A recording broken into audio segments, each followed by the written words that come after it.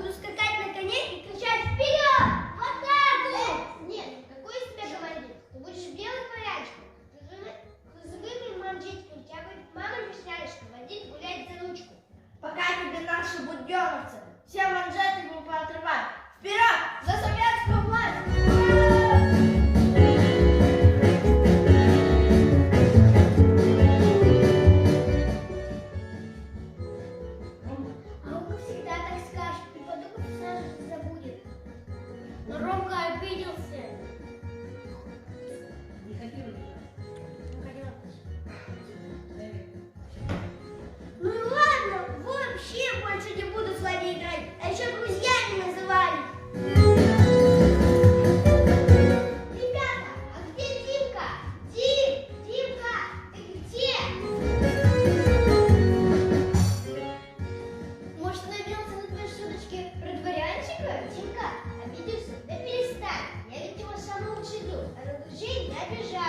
Если он твой лучший друг, то пойди и поищи его. Ну и пойду.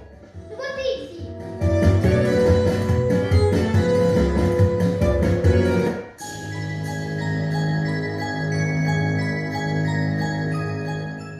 Однажды мне приснился сон. Он был странный, серый какой-то. Только всполохи повсюду. Красные такие, жгучие. Они были похожи на отблески костра. И было в них что-то тревожное. Страшное что-то было. А потом кто-то взял меня за руку, и я сразу перестал бояться. Сполохи никуда не исчезли. Но страха не было. А чего бояться, когда рядом шел крокодил? Ты обиделся? Сначала обиделся, а потом вспомнил, как мы вместе плот на речке делали, и как индейцев играли, и обида сама куда-то делась. А помнишь, как мы мечтали стать учеными и изобрести машину времени? Мы много о чем мечтали.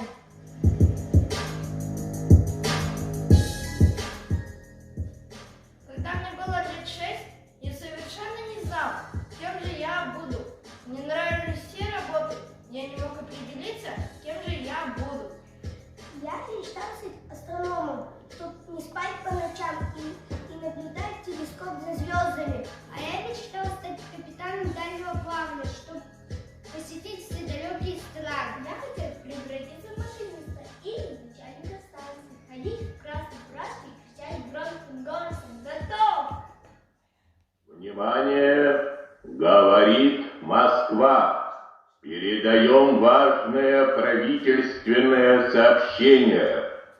Граждане и гражданки Советского Союза, сегодня в 4 часа утра, без всякого объявления войны, германские вооруженные силы атаковали границу. Война? Война! Не может быть! Что же теперь будет? Это не может быть правда, не в нашей стране. У моей Люси сегодня выпускной.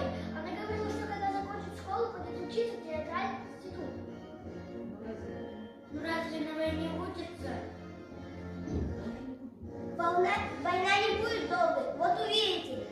Ну конечно, не пройдет и пара недель, как наши победят.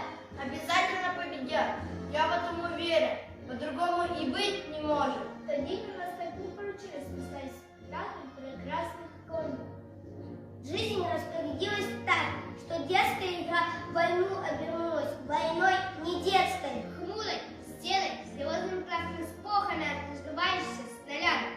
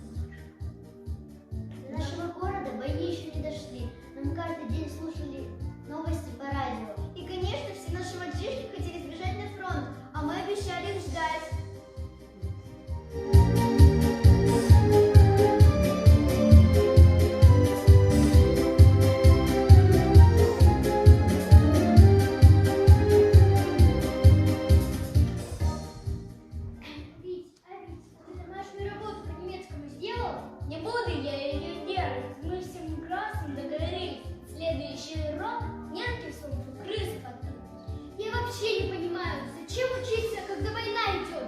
Вот у меня отец на фронте, мать на заводе, а брат Толик в пионерском отряде газету против фашистов делает, а нам учиться. Я все равно скоро на фронте буду, но мы вместе с ребятами будем воевать ради мира и ради вас. Вить, а как же мы будем тут без вас? Кто будет мой портфель носить и от хулиганов защищать? А горку кто в этом году сделает, если тебя не будет? Глупости ты говоришь, какая горка? А ты дождешься меня? Я буду ждать тебя, мы все будем ждать.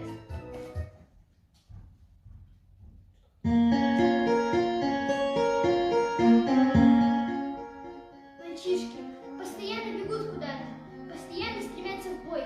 9 лет, а уже солдаты. Встречусь ли я еще с тобой? Убегали в отцовских гробах, подрослевшие раньше срока. Говорили, вернемся скоро.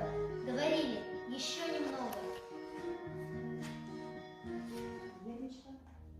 Я мечтала стать водителем трамвая, чтобы люди говорили спасибо.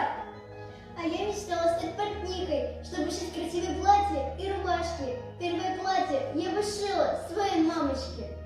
У меня была мечта стать врачом, детским. Я был бы добрым врачом. Я мечтала быть инженером. Его расстреляет немецкий самолет в сентябре 41 года. Мы с сестрой хотели стать строителями, как наш папа. Они погибли в декабре 41 года. Я мечтала стать биологом, но решила стать поваром, чтобы больше не голодать. Но от истощения в феврале 41 года ее не станет.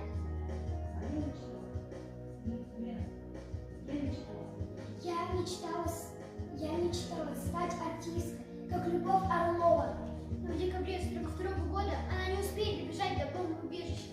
Зомка и Димка останутся живы, и теперь никогда мечтать, пусть никогда не повторится война.